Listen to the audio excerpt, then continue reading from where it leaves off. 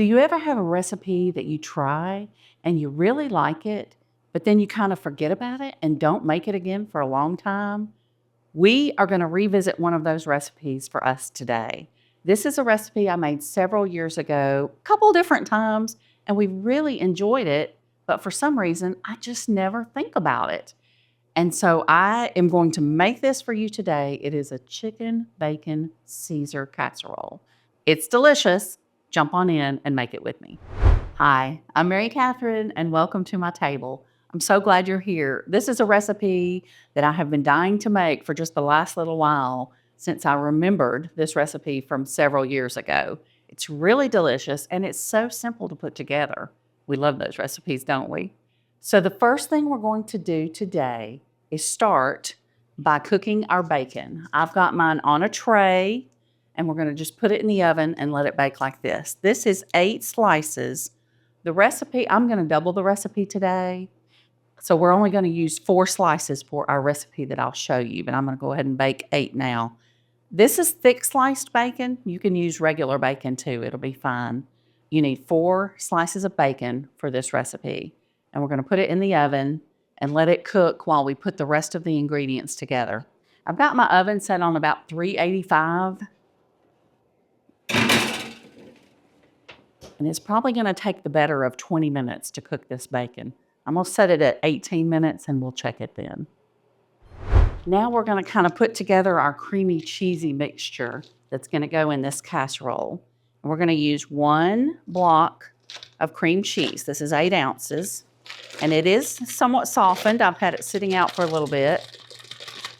You don't want it rock hard from the fridge when you start with this. We're going to put about a half a cup. This is 4 ounces of mayonnaise, which is half a cup. All right, that looks about right. Now we're going to use the same amount of sour cream, about 4 ounces, which is half a cup. Well, let's measure that. Here we go.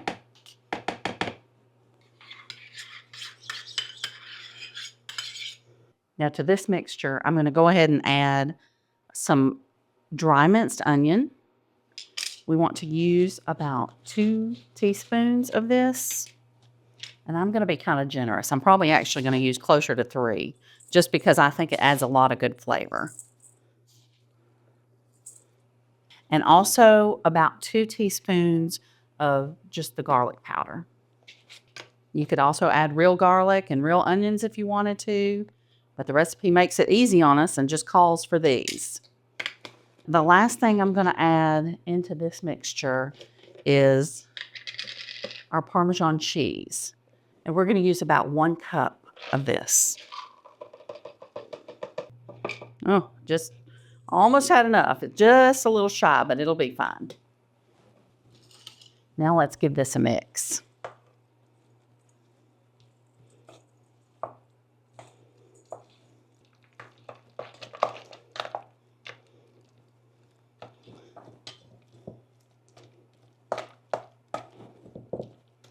Sometimes I find just getting the back of that spoon on that cream cheese helps to spread it thinner and incorporate it throughout the other ingredients a little bit better. Okay, we're about to get there, I think.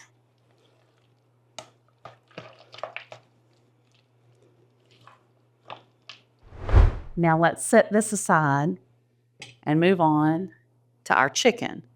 And I have rotisserie chicken here that's already shredded. If you want yours in bigger chunks, you can absolutely do that. If you want yours kind of pulled into bigger pieces, whatever consistency of your chicken you want is going to work fine with this recipe. It's very forgiving. So I've got some pretty finely shredded chicken here today. And what you want is about 2 to 2.5 pounds of chicken for this recipe. And to that, we're going to add some spinach. If you wanted to use frozen spinach, you would use about a 12-ounce bag. So I am going to use fresh spinach. And so I'm going to try to use about the equivalent of that. And I'm going to eyeball it, but we're going to put the we're going to put the ingredients list on our website so you'll be able to see. This is probably going to be 3 to 4 cups. Pretty generous cups of spinach. All right, now let's kind of mix this just a little bit into our chicken a bit. And then we're going to come in and add those creamy ingredients to everything as well. Okay, I think we just need to come in with the creaminess.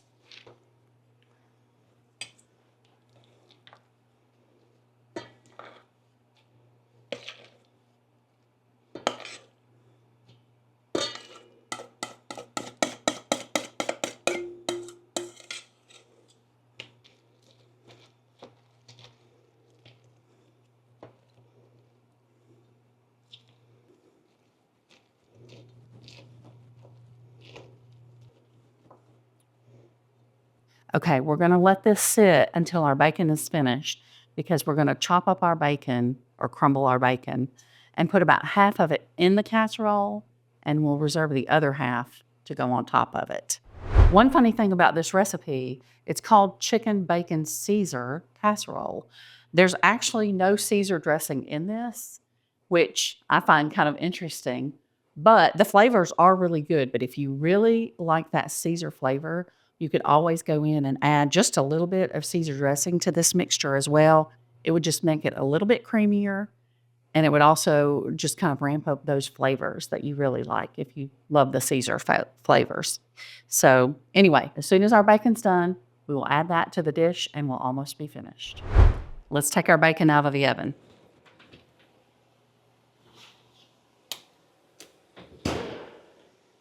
I did check it at 18 minutes.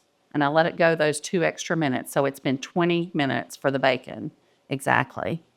So now I'm just going to do it like you would bacon all the time. I'm just going to take it off and drain it a little bit.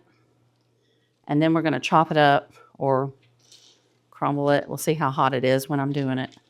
And if you've never cooked your bacon in the oven before like that, I love doing it. Because when you cook it on your stovetop, it just makes a mess. And the grease pops everywhere, and you just don't have to worry about that when you do it in the oven, and it bakes up perfectly and tastes delicious. So if you've never tried it, try it. If you have thin bacon rather than thick sliced bacon, of course it won't need to cook it as long, so you'll need to kind of test your oven out and figure out how long you'll want to cook whatever kind of bacon you get. And save that bacon grease. That bacon grease is good for so many things. So save that bacon grease in a cup or a mug or something. Okay, I'm going to pat it off a little bit. And remember, we're only using 4 pieces of bacon for one recipe. So I'm going to reserve these 4 for the other one that I'll put together later. So I've got my 4 pieces. I really like just tearing bacon instead of cutting it, but it's so hot I can hardly touch it right now. In fact, let me get a fork. Kind of hold it.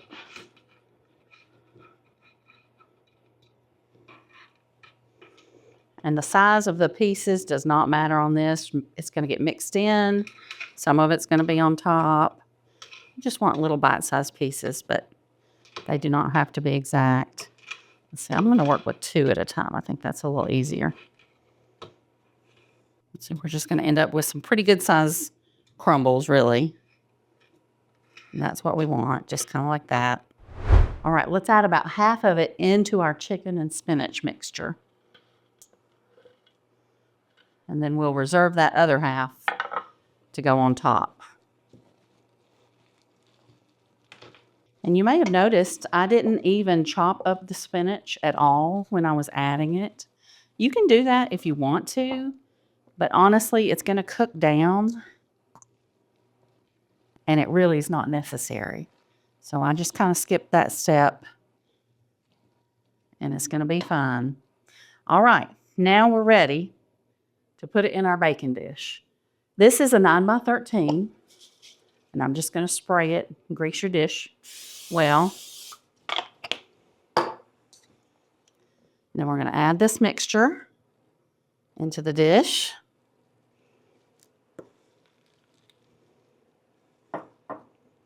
Let's just spread it out evenly.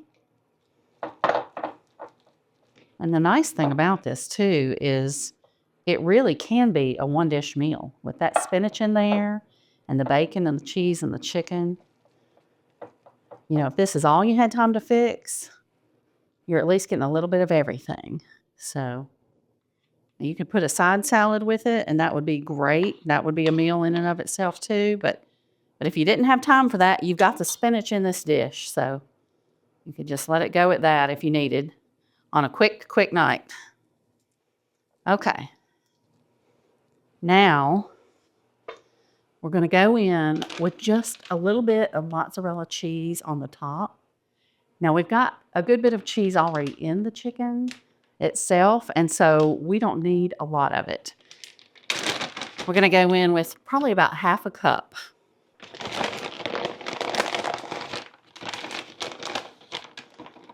Okay. All right, let's spread this out. Just give it a little bit of gooiness on the top. Okay, that was about half a cup. I'm going to get just a little handful more. Maybe 3/4 of a cup is closer to what we're doing. There we go. And now let's take the rest of our bacon and just sprinkle it around the top too.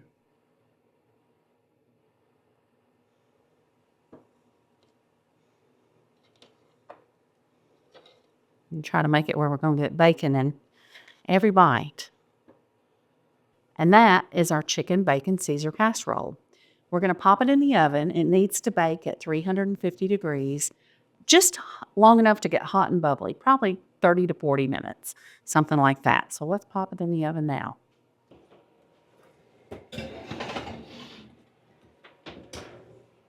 Oven's still hot from that bacon, but I'm going to set it at 350. And then I'm going to set it for 30 minutes. And we'll check on it then. Our casserole's ready. It baked for 30 minutes. It took me a couple minutes to get to the oven when it was ready, so it's probably been in for about 32 minutes. But it has the perfect color, just a little bit of toasty brownness starting with the cheese, but not too much. So it looks perfect. Let's get a little bit out and give it a taste.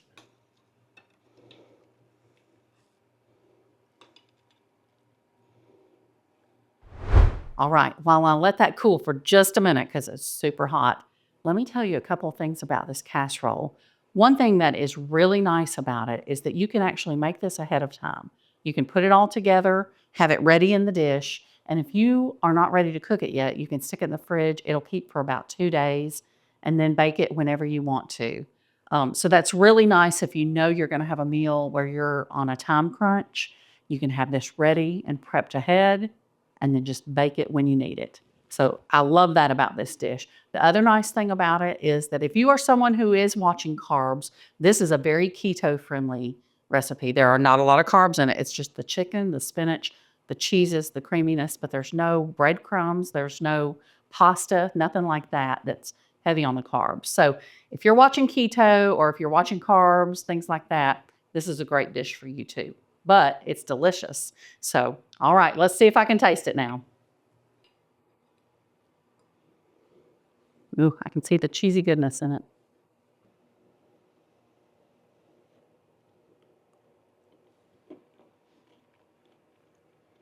Mm.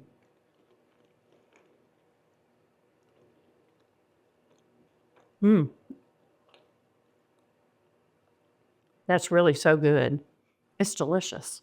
You will never miss carbs in this dish at all. It's so good. Lots of flavor from the bacon, from the cheeses. That rotisserie chicken, of course, brings just an element of good flavor as well. All of it comes together in this dish and really makes a nice casserole. One other thing about this dish, I feel like you could substitute different cheeses in this if you wanted to. I really like the combination of the Parmesan and the mozzarella. It just gives a nice flavor to complement this dish. But if you don't like one of those cheeses for some reason, or if you just have other cheeses on hand, I feel like this could work with other cheeses. I feel like Monterey Jack would be good in it. If you just wanted to go with cheddar, you'll get a little different flavor profile with that, but I think it would still be good. So just keep that in mind. Use what you have, but I like this combination a lot if you're going shopping for ingredients. All right, that's a wrap for Mary Catherine's Table today. I'm so glad you were here with me, and I loved revisiting this dish from a few years ago. It really is delicious, and I'm going to try not to forget about it like I have been. I hope you love it too. Fix it for your family today. Be sure to hit the subscribe button, and you'll get notifications when we come out with new videos. Share our videos with your friends and let others know that we're here too. We'd love to have more people join us here at Mary Catherine's Table. And I love your comments, so keep them coming. Let us know if you make this dish, how your family liked it.